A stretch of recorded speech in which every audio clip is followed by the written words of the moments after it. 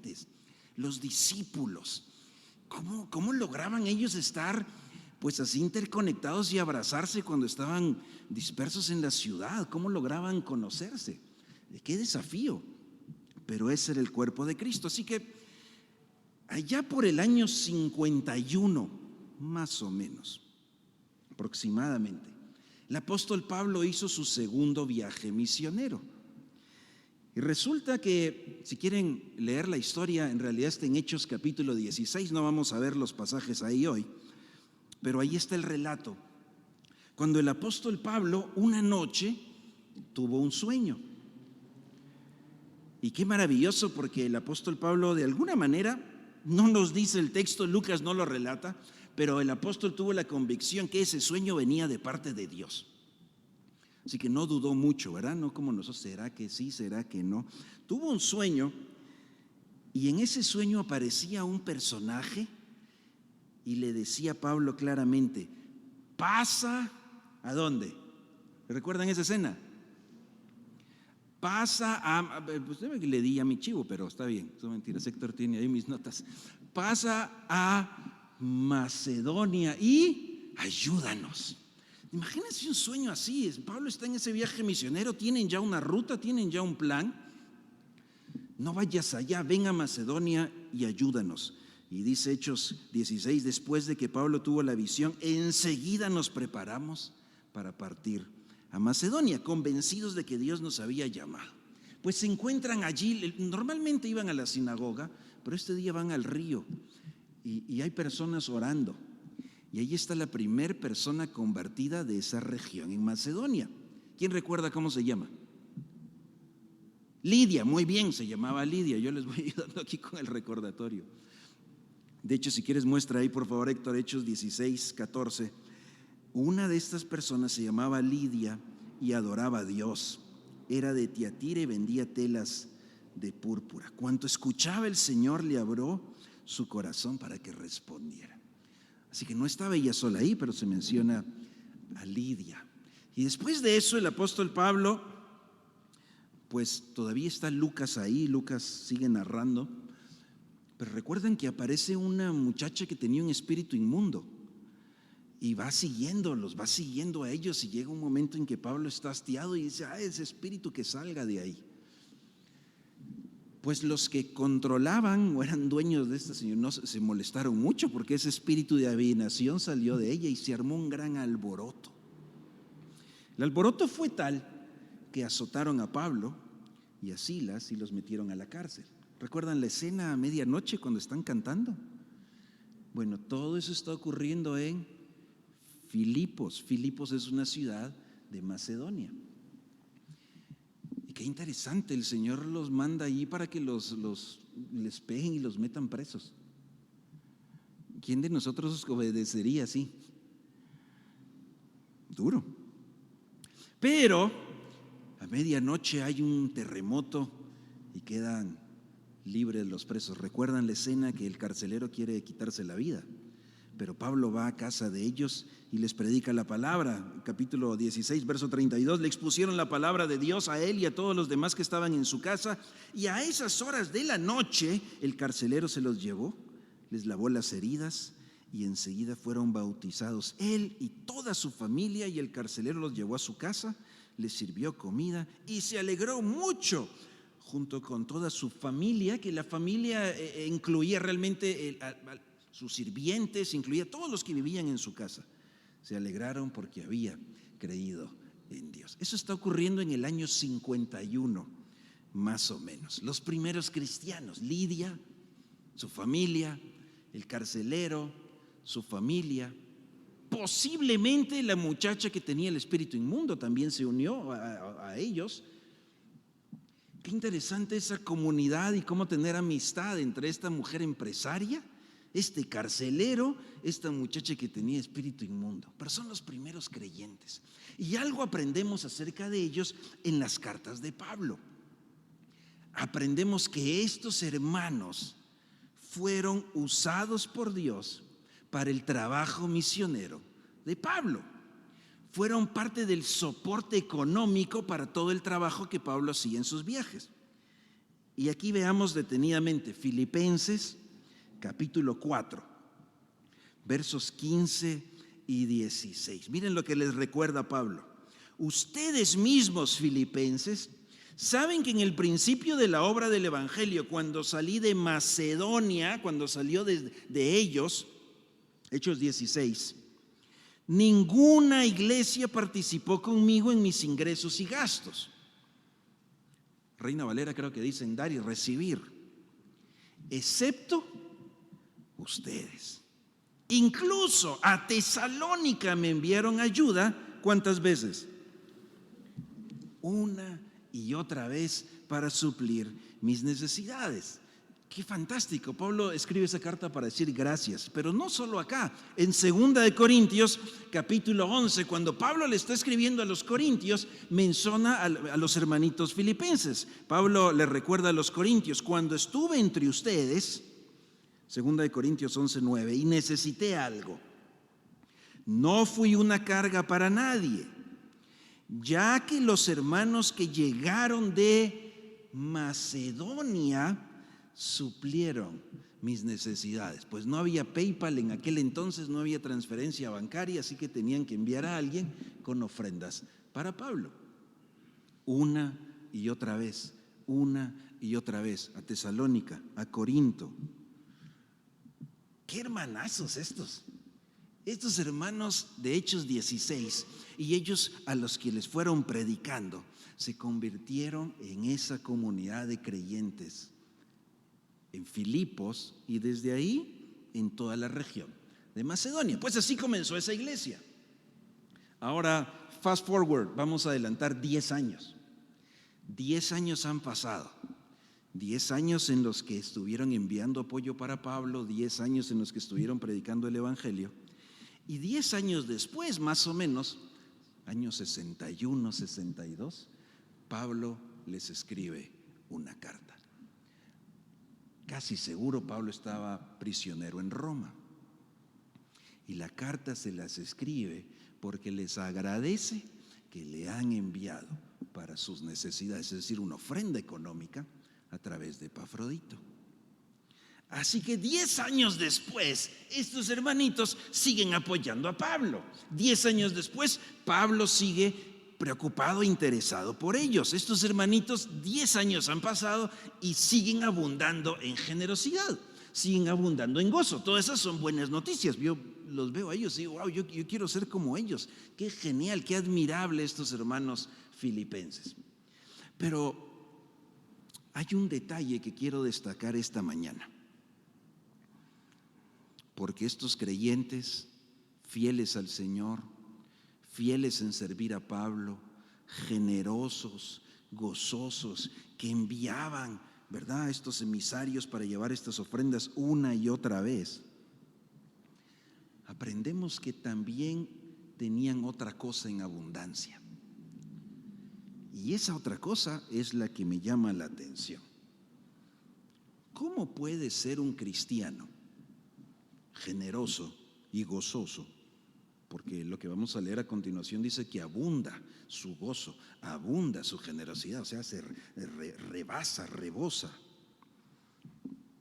Pero tienen otra cosa abundante al mismo tiempo y a mí me hace un poco de cortocircuito. Dice la Biblia que también abunda, rebosa dos cosas: tribulación, y yo esa no me la esperaba, y escasez, pobreza. Esa tampoco me la esperaba. Porque que sean gozosos cuando todo va bien, sí lo entiendo. Pues claro, cuando todo va viento en popa, color de rosa, buenas noticias, ¿cómo no vas a tener alegría? Por supuesto, está fácil, es lógico, es obvio. Pero abunda el gozo mientras abunda la aflicción, eso es particular. Eso no es tan fácil. Cuando hay aflicción, cuando hay tribulación, no son los momentos en los que estamos más alegres. ¿O sí? ¿Cómo se hace eso? Y que sean generosos porque tienen bastante, pues también me haría sentido. Pues obviamente, pues tienen bastante, pueden dar bastante. Pero ¿cómo puede ser alguien generoso en medio de pobreza, de escasez? Eso vale la pena explorar qué está ocurriendo. Así que vean el pasaje conmigo, por favor. Segunda de Corintios, capítulo 8. Segunda de Corintios, capítulo 8. ¿Qué está ocurriendo con estos hermanos? Esto es sobrenatural. Fíjense algunas cosas que menciona Pablo. De hecho, el tema de hoy no tiene tanto que ver con la generosidad y con las dádivas. Tiene que ver con algo que está encima de eso. Otro día valdrá la pena que sigamos explorando acerca de este tema, porque Dios obviamente bendice al dador alegre. Y miren lo que comienza diciendo aquí el versículo 1, segunda de Corintios 8:1. Ahora, hermanos, les sigue contando a los corintios. Queremos que se enteren de la gracia que Dios le ha concedido a las iglesias de Macedonia. Son los mismos hermanitos. Y lo que viene a continuación, Pablo lo describe como una gracia de Dios. El tema hoy no es financiero, pero que puedas ser generoso es un regalo de Dios. Cuando damos es porque entendemos que Dios nos ha dado. La inversa es lo contrario. Cuando no damos es porque no hemos entendido lo que Dios nos ha dado. Pero miren, versículo 2. En medio de las pruebas más difíciles, creo que Reina Valera dice gran aflicción o tribulación, su desbordante alegría y su extrema pobreza, ¿cómo puede ir en la misma frase pruebas, alegría, extrema y sigue abundaron en rica generosidad? ¿Cómo pueden estar en las mismas frases esas cuatro variables? Tribulación, alegría, pobreza, generosidad. ¿Cómo es posible? Pero es que les abunda eso, les abundan los problemas, les abundan las aflicciones, les abundan las alegrías, les abunda la pobreza, les abunda la generosidad. Soy testigo de que dieron espontáneamente tanto como podían y aún más de lo que podían, rogándonos con insistencia que les concediéramos el privilegio de tomar parte en esta ayuda para los santos. ¿Cómo es posible eso? Versículo 5, aquí está la clave. Incluso hicieron más de lo que esperábamos, ya que se entregaron a sí mismos, primeramente al Señor y después a nosotros, conforme a la voluntad de Dios. Qué tipazos estos hermanos, sí, son ejemplares. Bueno, a mí me gusta la parte del gozo y de la generosidad. La de la tribulación y pobreza está difícil, ¿verdad? Pero el Señor permite que atraviesen eso para que se manifieste que es Dios dándoles esa gracia. Estos son los hermanitos que reciben la carta. Pero todavía hay algo más interesante que describe la aflicción que están viviendo. Aquí no tenemos detalles, solo se nos dice que es aflicción, que es gran tribulación, abundante tribulación. Pablo les escribe para alentarlos, para animarlos. Y yo pienso, queridos hermanos, nuevamente cada uno de nosotros atraviesa distintas etapas y temporadas, unas más intensas, otras menos. Pero el mismo Dios de los filipenses es nuestro mismo Dios. Y no vamos a tener exactamente las mismas aflicciones, ya lo platicamos otro día, hay una gama tan diversa, pero ciertamente tú y yo atravesaremos aflicciones, tribulación, problemas, dificultades. Los hermanos aquí enfrentaron persecución también. Pablo enfrentó los azotes y la cárcel. Y se va a poner de ejemplo, dice, ¿recuerdan? Y estos hermanos sin duda estaban enfrentando cosas así también. Pero Dios está haciendo algo y Dios está obrando. Y lo que quisiera recordarnos esta mañana, querida iglesia, es que no importa lo que atravieses, no importa lo que venga a tu vida, gozo o tribulación, pobreza o abundancia, que no perdamos de vista que Dios está haciendo algo y que no pierdas de vista que está esperando una respuesta de nosotros. Aún cuando hay silencio, aún en momentos tan difíciles, Aún hoy, pensando en Paolo, en su habitación en el hospital, el Señor está allí presente y sigue haciendo algo que a nuestra cabeza no hace sentido, pero Dios está haciendo algo. Aún en medio de la abundancia. Hoy en la mañana estábamos aquí recogiendo, bueno, Rolando me ayudó a ordenar aquí toda la abundancia de víveres y de provisión que hay. Yo le dije, no sé cómo le vas a hacer, pero ponlo en esta mesa, y le di la más chiquita para ver cómo le hacía, pero lo resolvió. La abundancia, gracias a Dios por eso. Dios está haciendo algo. Dios está haciendo algo, aun cuando la visa no salió el día que esperábamos, pero Dios está haciendo algo. ¿Qué? No sé, no tengo una respuesta. Pero ¿por qué no? El Señor tiene control. No siempre sé el por qué ni el para qué, pero siempre nos queda claro el por qué no, si Él tiene el control. Pablo les va a escribir a estos hermanitos para alentarlos y recordarles, Dios está haciendo algo. Y ese mensaje, querida iglesia, de Pablo a los filipenses, no solo es nuestro también, sino que implica que tú y yo respondamos. ¿Cómo? Bueno, ya vamos a ver. Miremos antes qué otra cosa estaba ocurriendo con estos hermanitos. Fíjense, capítulo 1, Filipenses 1, versículos 29 y 30. Los hermanos atravesaban fuertes luchas.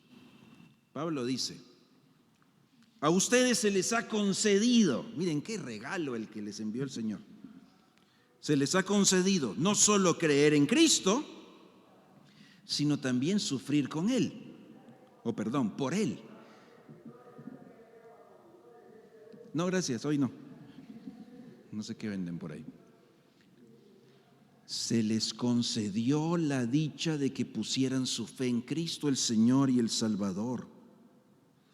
Y al mismo tiempo, de la mano con esa gloria del Señor, viene la dicha del sufrimiento también.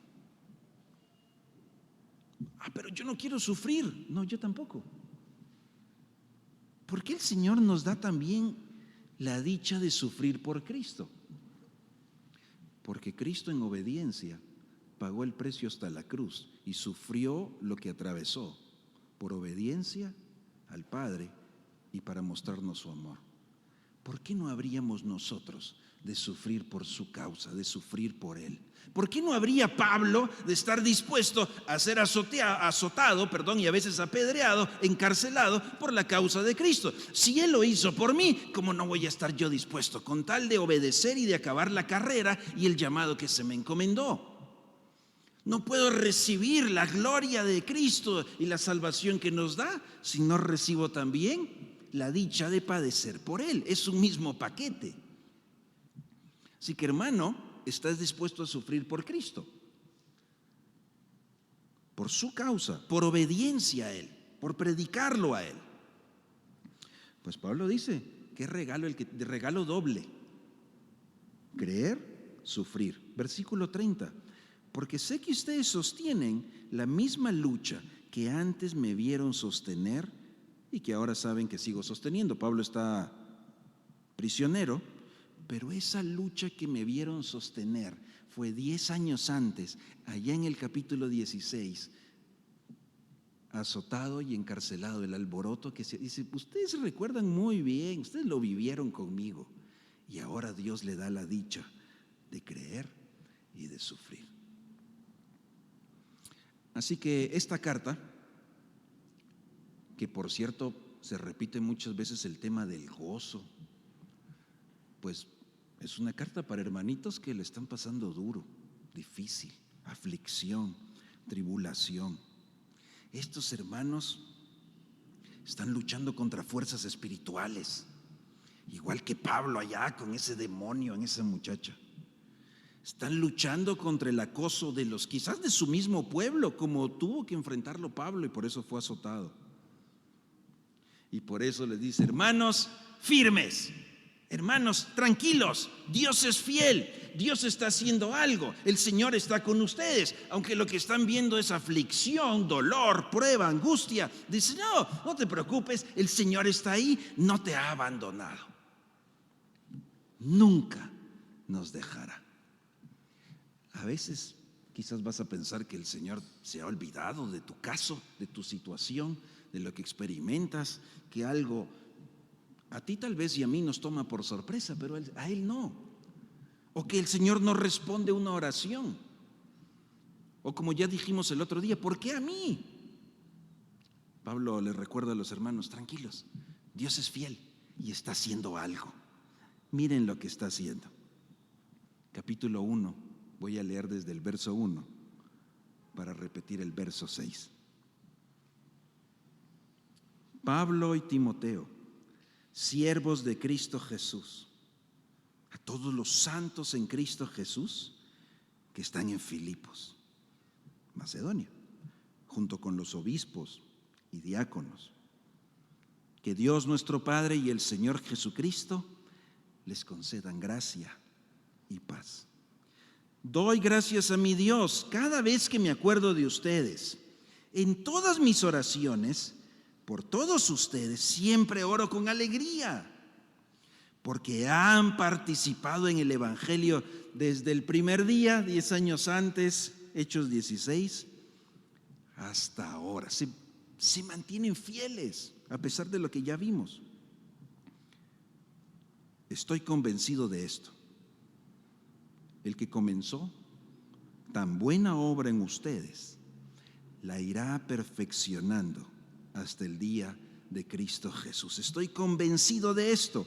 El que comenzó tan buena obra en ustedes, la irá perfeccionando hasta el día de Cristo Jesús. Cuando leo este pasaje, es inevitable recordar un poema que posiblemente algunos de ustedes reconocen o han escuchado. Se llama Huellas en la arena.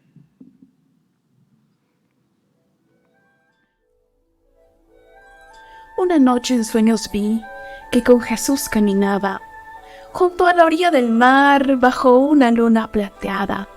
Soñé que veía en los cielos mi vida representada en una serie de escenas que en silencio contemplaba. 2 pares de firmes huellas en la arena iban quedando, mientras con Jesús andaba como amigos conversando. Miré atenta aquellas huellas reflejadas en el cielo, pero algo extraño observé y sentí gran desconsuelo. Observé que al reparar en las huellas, en vez de ver los 2 pares, veía solo un par de ellas. Observaba también yo que aquel solo par de huellas se advertía mayormente en mis noches sin estrellas. En las horas de mi vida, llenas de angustia y de tristeza, cuando el alma necesita más consuelo y fortaleza, pregunté triste a Jesús: Señor, ¿tú no me has prometido que siempre estarías conmigo? Pero noto con tristeza que en medio de mis querellas, cuando más siento el sufrir, veo solo un par de huellas. ¿Dónde están las otras 2 que indican tu compañía cuando la tormenta azota sin piedad la vida mía? Y Jesús me respondió con ternura y compasión: escucha bien, hija mía, comprendo tu confusión. Yo te amé, te amo y te amaré, y en tus horas de dolor siempre a tu lado estaré para mostrarte mi amor. Mas si ves solo 2 huellas en la arena al caminar, y no ves a las otras 2 que se debieran notar, es porque en tu hora afligida, cuando flaquean tus pasos, no hay huellas de tus pisadas, porque te llevo en mis brazos. Este poema me recuerda lo que justamente Pablo está recordando a los filipenses, que en los momentos tan difíciles, cuando necesitamos del Señor, la pregunta es: ¿dónde están las otras huellas? Y dice: pues las que hacen falta no son las mías, dice Dios, son las tuyas, porque te llevo en mis brazos. Ese mismo Dios que está muy presente en la vida de cada uno, el apóstol Pablo les escribe y dice: tranquilos hermanos, no se preocupen, porque estoy seguro, aquel que empezó en ustedes un trabajo, que está haciendo algo, con quien han caminado durante tantos estos 10 años, por lo menos esos 10 años de historia que narra acá, tranquilos, Dios es fiel y en medio de la aflicción y en medio de la prueba, Él sigue haciendo algo. Dios lo sigue llevando en una dirección muy particular. Y si es necesario, nos va a cargar también. ¿Por qué podemos afirmar eso? Fíjense que lo que el versículo 6, si quieres, Héctor, ¿puedes dejar un ratito el verso 6, por favor?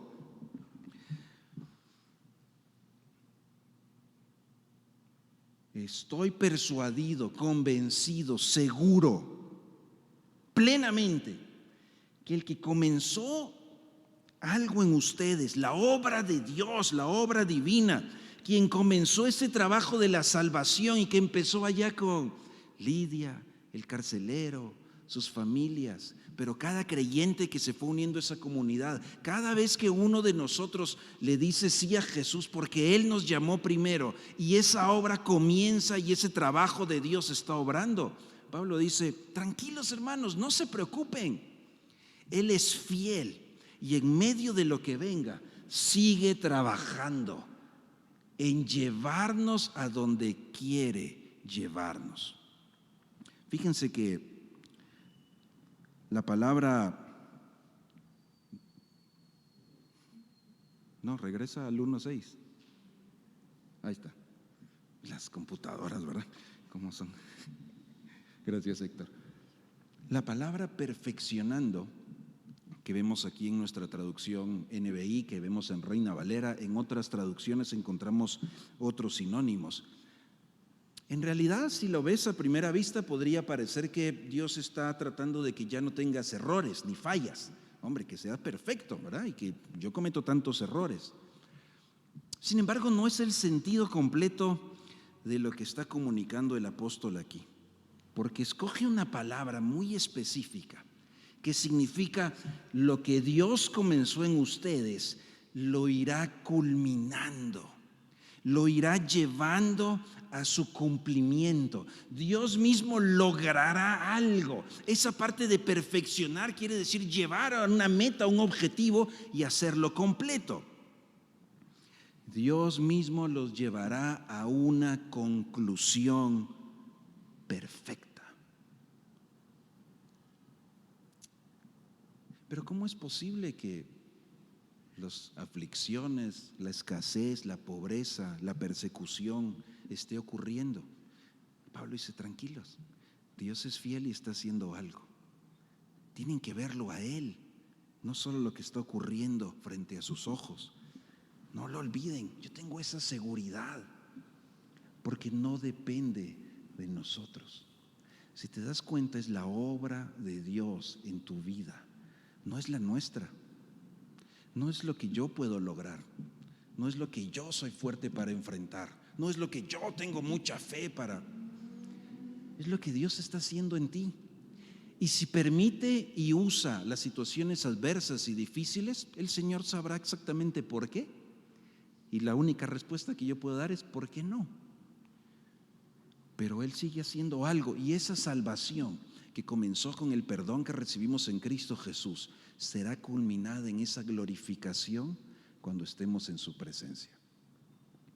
Todavía no estamos ahí, pero para el Señor ya es una realidad. De hecho, Romanos, ¿recuerdan? Decía, el que los justificó, también los glorificó. Y es una realidad, yo no la he visto todavía, pero para Dios es una realidad.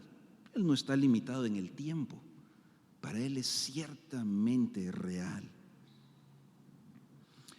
Así que Pablo anima a los filipenses a que estén seguros, alaben a Dios y estén seguros, porque pase lo que pase, hay un Dios que está controlando tu vida y no es un control mecánico, es que nada se escapa de su conocimiento, nada lo toma por sorpresa, no tiene que improvisar, sino que el plan que tiene para llevarte hasta ese momento glorioso se va a cumplir y no hay nada que lo pueda impedir. El Señor mismo está haciendo algo. Dios sigue creando ese camino, sigue haciendo algo. Dios sigue preservando a estos creyentes a pesar de la persecución. Dios sigue preservando tu vida a pesar de lo que podamos enfrentar. Dios sigue llevando un destino glorioso que es en Cristo, conformándonos a su imagen hasta que lleguemos a esa salvación completa. No se interrumpe el proceso, no se entorpece, no se puede arruinar, no lo puedo echar a perder. Nada ni nada. ¿Quién nos podrá separar del amor de Dios? Así que Pablo dice: hermanos filipenses, tranquilos, todo va a estar bien. Y por eso en el capítulo 4 puede decir: ¿saben qué? Regocíjense. Otra vez les digo, regocíjense, pero no en nosotros, en lo que Él está haciendo. No en las circunstancias, en lo que Él está haciendo. No solo en buenas noticias, sino en lo que Él está haciendo. Queridos hermanos, todos atravesamos en diferente magnitud aflicción y adversidad, pero enfócate en lo que Dios está haciendo. Dios te tomó en el punto A, comenzó a hacer algo y te lleva ciertamente al punto B. Dios va firmemente en esa dirección y lleva tu vida, le está conduciendo ahí a ese momento glorioso. Él lo va a hacer y ciertamente así será. Ahora, déjenme lanzar una pregunta, y esta es la parte de qué vamos a hacer entonces al respecto. La pregunta que surge, y por supuesto,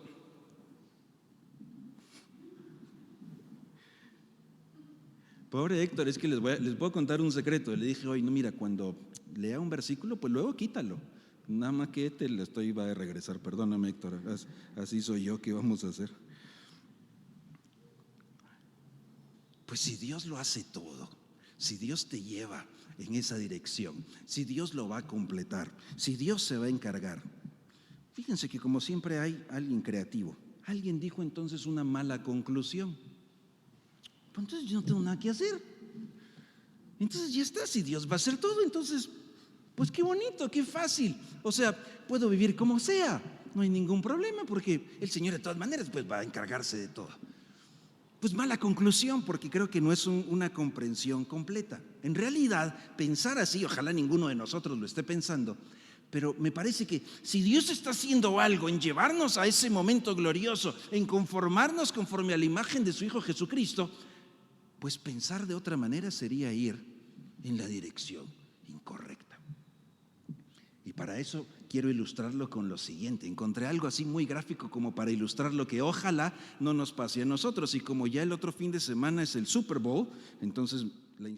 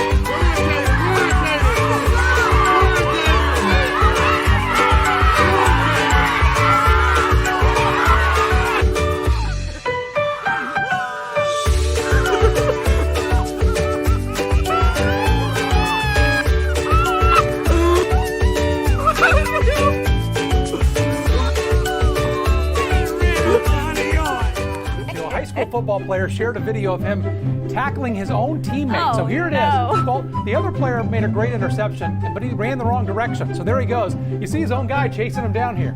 He tackles him at the 10. Someone on the sidelines right there is just losing it. That would have been a safety. I agree. That would have been 2 points for the other team had he made it all the way to the end zone. So he didn't obviously realize it until that point, hopefully. And look at Right. is that the He coach? still doesn't know. Why is that are the you- coach on the side being Why are like, you what is tackling going me? on? Why did you do that? Oh, no. hace eso. No vayas en la dirección incorrecta. Si Dios te está llevando a ese momento glorioso y está obrando en tu vida para conformarte según el carácter de Cristo, ¿qué deberíamos de hacer nosotros? Pues ir en esa dirección. No vayas en dirección contraria. Si el Señor te ha apartado para Él y está obrando en tu vida para hacer esa salvación, para hacerte apartado completamente, ve en esa dirección, no en otra. Miren lo que escribe Pablo en 2 de Corintios. Y aquí vamos a concluir esta mañana. Vamos a tomar la cena del Señor. Que hoy sea un momento para decirle a Cristo: Cristo, gracias por ese compromiso hasta la cruz, en obediencia al Padre, por nosotros, en nuestro lugar, y decirle: Señor, aquí estamos y nos comprometemos contigo. Pero fíjate, si Dios está obrando y va en esta dirección, hay una expectativa, y es que tú y yo corramos en esa misma dirección. Fíjense, 2 de Corintios, capítulo 6. Vamos a ir aquí viendo varios versículos. Quiero enfocarme en el capítulo 7. Pero miren esto. 2 de Corintios 6, 16. Pablo lanza la pregunta y dice: ¿en qué concuerdan el templo de Dios y los ídolos? Es una pregunta retórica, en nada. Porque nosotros somos el templo del Dios viviente. En otras palabras, dice: hermanos, no deberíamos de tener ningún tipo de comunión con todo aquello que usurpa el lugar de Dios, con ningún ídolo.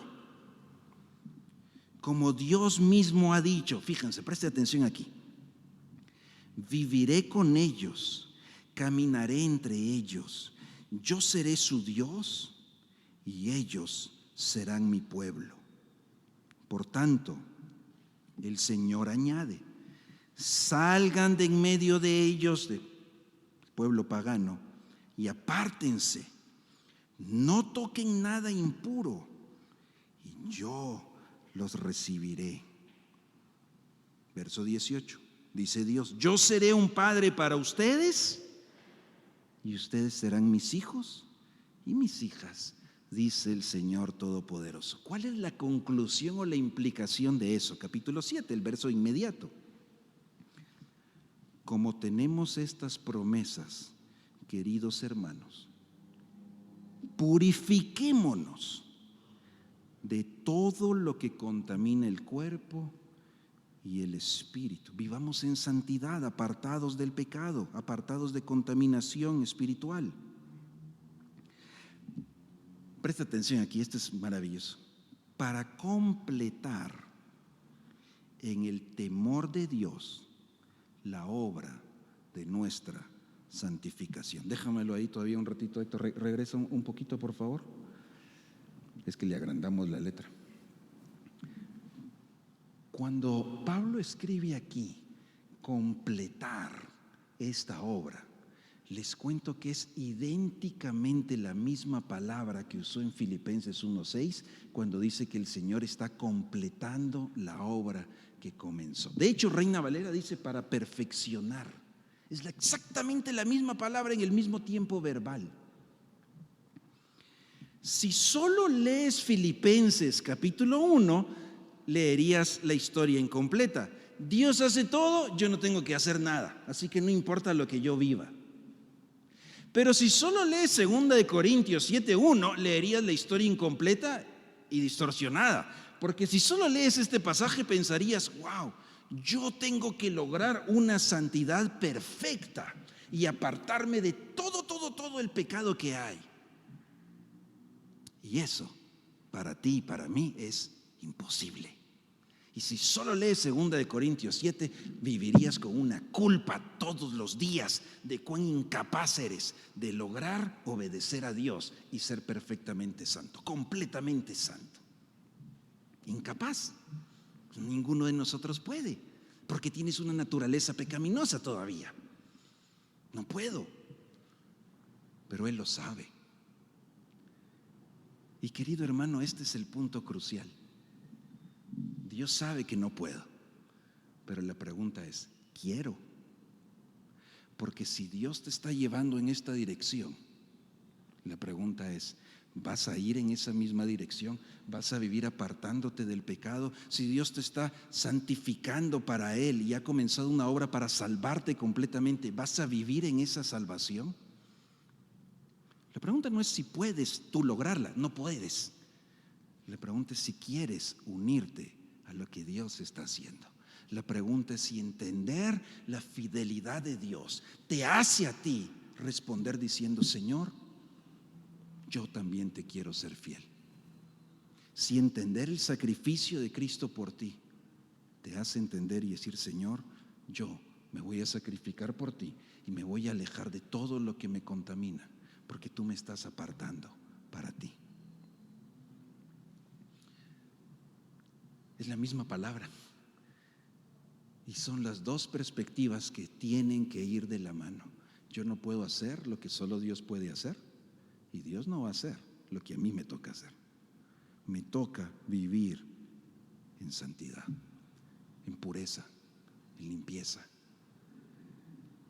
Si Él es fiel, debo serle fiel. No puedo completamente, fallo, me equivoco. La pregunta es: ¿quieres? ¿Quieres? ¿Vas a trabajar en esto? Por naturaleza no queremos. Mi naturaleza no quiere, mi naturaleza pecaminosa no quiere. Pero hermano, recuerda esto: cada vez que crees que no eres tan malo, vas en la dirección contraria. Cada vez que crees que eres tan malo que el Señor ya no quiere saber nada de ti, ya no te quiere, vas en la dirección contraria. Cada vez que cedes a los deseos de tu naturaleza pecaminosa, vas en la dirección contraria. Cada vez que sabes hacer lo bueno y no lo haces, vas en la dirección contraria. Cada vez que eres un oidor y no un hacedor, vas en la dirección contraria. Por eso la pregunta es: ¿quieres ir en la dirección de Dios? Porque qué fácil es ir en la otra. Es más, qué problema. Cada vez que cedo a la necedad, no a la sabiduría, voy en la dirección contraria. Cada vez que albergo en mi mente pensamientos que son ajenos, contrarios a la verdad de Dios, voy en la dirección contraria. Cada vez que dudo de la provisión de Dios, de la protección de Dios, voy en la dirección contraria. Cada vez que mis actitudes no son humildes como las de Cristo, voy en la dirección contraria. Cada vez que amas más las cosas de este mundo que la vida espiritual en Cristo, vas en la dirección contraria. Cada vez que dices: pues que yo soy así, ¿qué, Señor? Pues ni modo, va, el Señor sabe, y que yo no me dejo y saco. Cada vez que dices que yo soy así, vas en la dirección contraria. Cada vez que el Señor habla a tu corazón y te resistes, vas en la dirección contraria. ¿En qué dirección vas? Y sin embargo, Él te sigue amando y sigue obrando para llevarte en la dirección que es Cristo. Así es su gracia. No la merecemos, no podemos ganarla. Así es su gracia. Me ama a pesar de mí. Te ama a pesar de que muchas veces tú y yo vamos en la dirección contraria. Pero si reconoces lo que Él está haciendo y su fidelidad, hermano, hermana, esta semana delante del Señor dile: Padre, aquí estoy, no puedo y me cuesta, pero quiero, voy a vivir en santidad, voy a apartarme de cualquier contaminación en mis pensamientos, en mis palabras, en mis actitudes, en mis acciones, y quiero ir en tu dirección. Es solo por tu gracia. Y gracias porque cada vez que como ovejita, encontré un video de una ovejita que se quedó ahí trabada y llegó ahí uno y a puras duras penas la logró sacar. La ovejita sale, da la vuelta y ¡wow!, se vuelve a ir a meter al mismo lugar. Eso somos nosotros. Señor, gracias porque cada vez que me voy en la dirección contraria, tú eres el buen pastor y me regresas a la dirección. ¿En qué dirección vamos a ir? Si el Señor es fiel, seamos nosotros también fieles. Y hoy, al compartir los elementos de la cena del Señor, demos gracias por ese sacrificio perfecto. Alabemos esa gracia inmerecida y digámosle: Señor, aquí estamos para vivir de acuerdo a tu voluntad. Preparémonos para tomar los elementos. Esta mañana Esteban tiene el privilegio de guiarnos.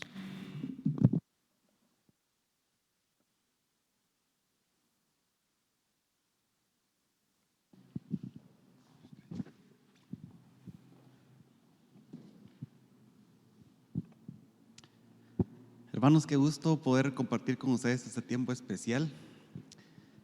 Pensaba que nosotros somos de un grupo de personas que por más de 2000 años hemos tenido el privilegio de reflexionar a través de este acto, ese maravilloso plan del Señor. Muchas personas han celebrado este acto en diferentes circunstancias, algunos probablemente en situaciones muy difíciles, pero eso es algo que el Señor nos pidió que hiciéramos constantemente, y así que hoy lo vamos a hacer. Antes de repartir los elementos, yo quería leer con ustedes un canto. Hay un canto que cantaban los primeros cristianos. Es más, ahora que Howard predicaba, yo pensaba que probablemente también este carcelero, la señorita que fue endemoniada, Lidia, probablemente cantaron este canto. Justamente está en Filipenses, en el capítulo 2. Y pues es un canto que Pablo citó ahí, ¿no? Y que nosotros también cantamos, pero creo que expresa de muy buena manera eso que hoy estamos conmemorando. Hablando de la actitud de los cristianos, en el versículo 5 de Filipenses 2, y la actitud de ustedes debe ser como la de Cristo Jesús. Este Cristo Jesús, a quien hoy celebramos, sigue diciendo, quien siendo por naturaleza Dios, no consideró el ser igual a Dios como algo a qué aferrarse. Por el contrario, se rebajó voluntariamente, tomando la naturaleza de siervo y haciéndose semejante a los seres humanos.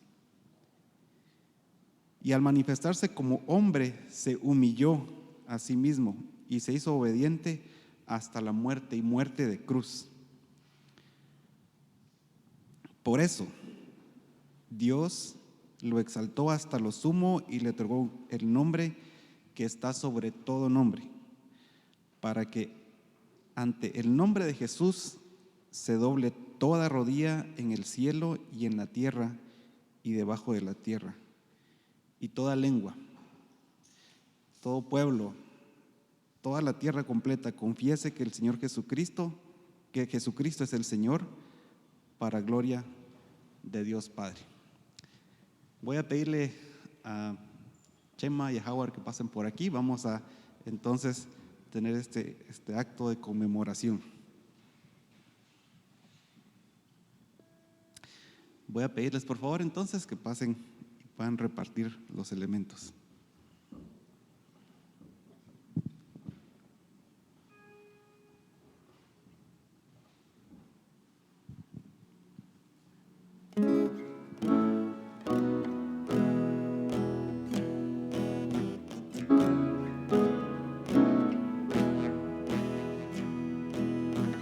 Considera que siendo igual a Dios se despojó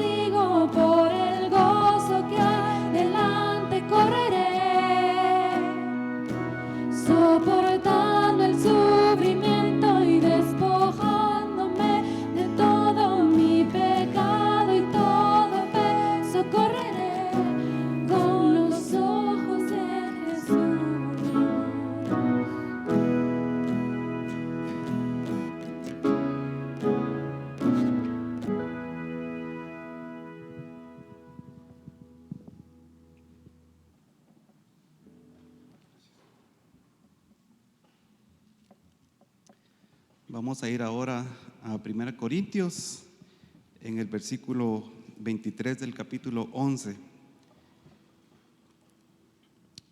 Y leemos, dice: yo recibí del Señor lo mismo que le transmití a ustedes, que el Señor Jesús, la noche en que fue traicionado, tomó pan.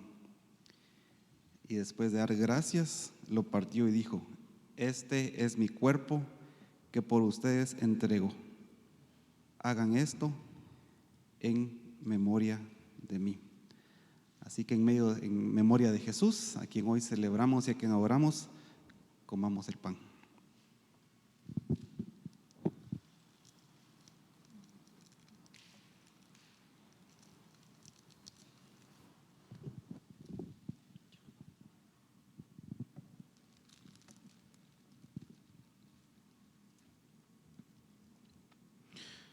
Muchas gracias queremos darte, Señor, esta mañana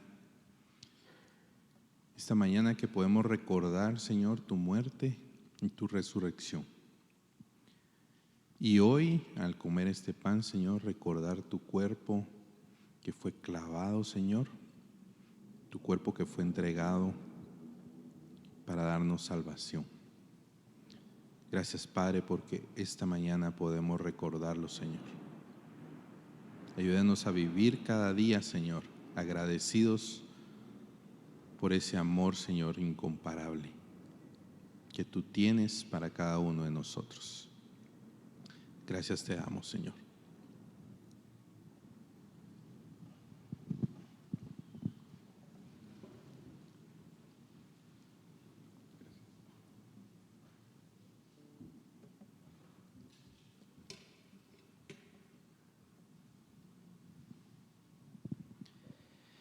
Sigo leyendo en el versículo 25. De la misma manera, después de cenar, tomó la copa y dijo: esta copa es el nuevo pacto en mi sangre. Hagan esto cada vez que beban de ella, en memoria de mí. Recordando a Jesús, nuevamente tomemos la copa.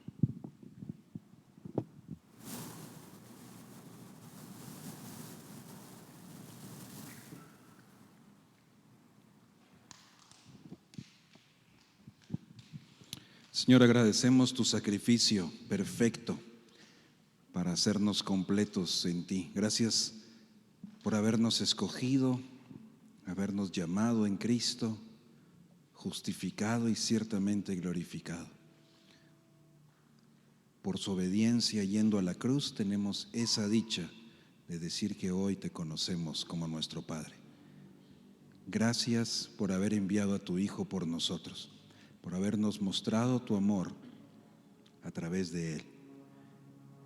Que cada día tengamos presente nosotros también entregarnos en sacrificio vivo, santo y agradable a ti. Amén. Termino leyendo el versículo 26, donde dice: porque cada vez que comen este pan y beben de esta copa, proclaman la muerte del Señor hasta que Él venga. Señor, muchas gracias porque hoy nos permites como familia poder compartir juntos este tiempo especial. Gracias, Señor, por esa hora maravillosa de Jesús, por y en favor nuestro, Señor. Muchas gracias también porque aún sin merecerlo y sin tener los medios, sin siquiera saber cómo, pudimos entender de esa hora maravillosa y tu Espíritu nos reveló la verdad, de tal manera que hoy entendemos, aunque sea una parte, pero esa parte que es importante, saber que tú tienes un plan para cada uno de nosotros y para la humanidad, y que ese plan está desarrollándose a través de Jesús. Gracias, Señor, por esa hora maravillosa nuevamente. Gracias por Jesús, que es pues el primero de la creación, y en Él, Señor, tenemos salvación y tenemos vida eterna.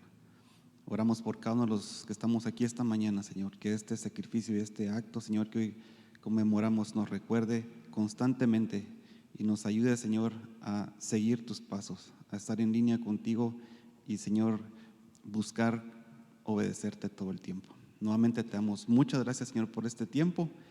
En el nombre de Jesús oramos. Amén. Voy a pedirles por favor que puedan poner